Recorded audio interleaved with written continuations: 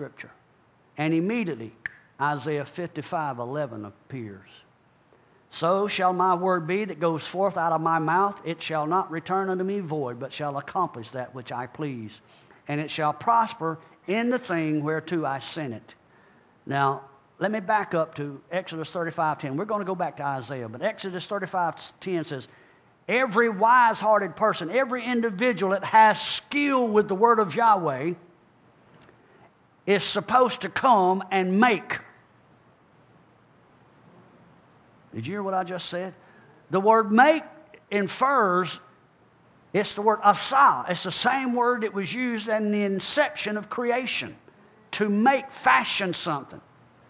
Only the skillful and wise-hearted, those that had a discerning ear, that could hear the word of Yahweh and could speak a creative word, were requested, commanded rather, to come to this assembly. You think about this. Isaiah 55:11. So shall my word be that goes forth out of my mouth. It shall not return to me void, but it shall accomplish that which I please, and it will prosper in the thing whereto I sent it. You've never seen this verse like you're going to see it. The phrase goeth forth is a word, 33:18, Yatsah. It means to go out.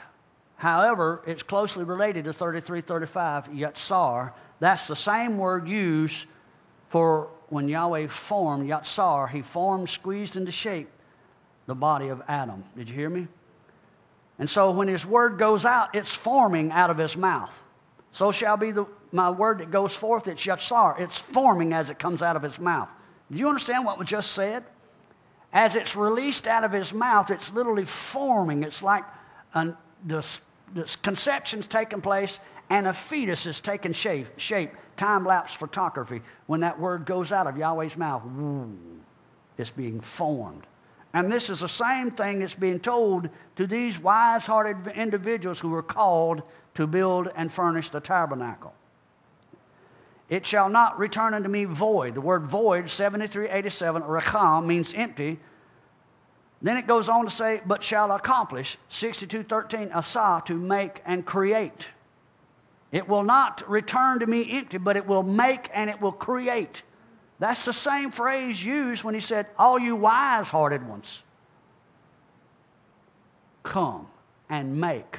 Are y'all getting any of this?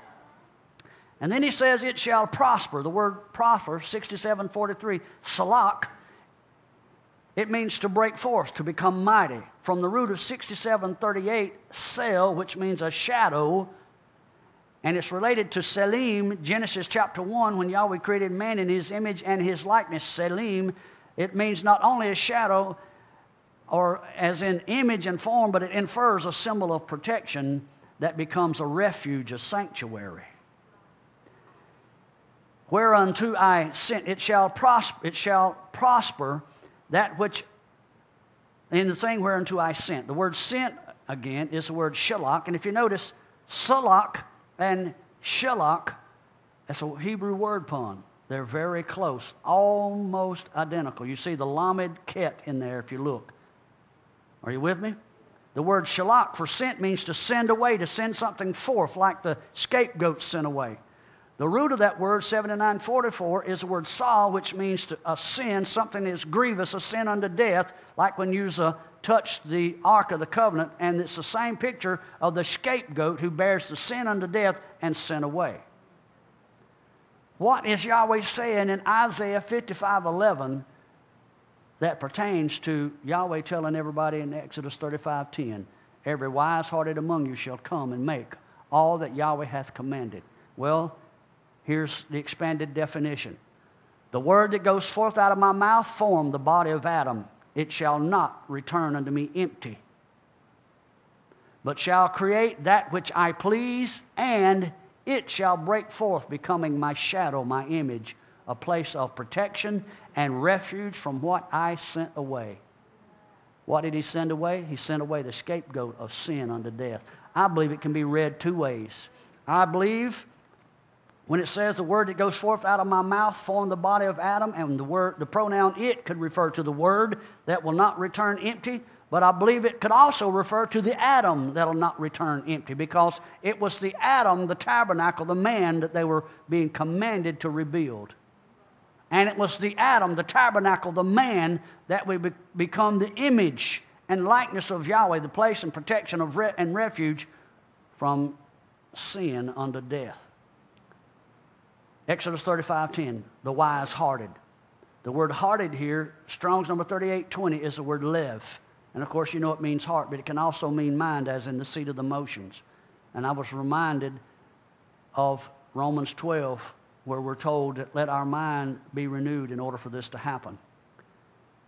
It's the word here that's being restored. The Adam was also known as the word, Zephaniah 3:9, that was going to accomplish this.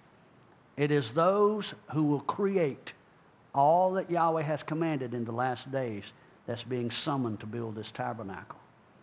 Daniel reminds us in the last day that the Anti-Messiah will be using the same technique to attempt to destroy creation. It says that he will have great exploits. He will do great exploits in Daniel 11:28. But in Daniel 11:32 it says that those that do know him will also do great exploits. So my suggestion is that you go back and look in Exodus chapter 35 and you begin to delve into the word of Yah, so that in the process of doing it, you come with a willing heart and you offer yourself as a free will offering, Romans 12, verse 1 through 3. That you're not forced and compelled to. That the reason that you become an offering and that you bring yourself an offering and you bring that prescribed offering is so that you can be found as a wise-hearted individual. And you can be that one that has the word that's skillful, and they're able to use a skillful word, having had their senses exercised to discern good and evil.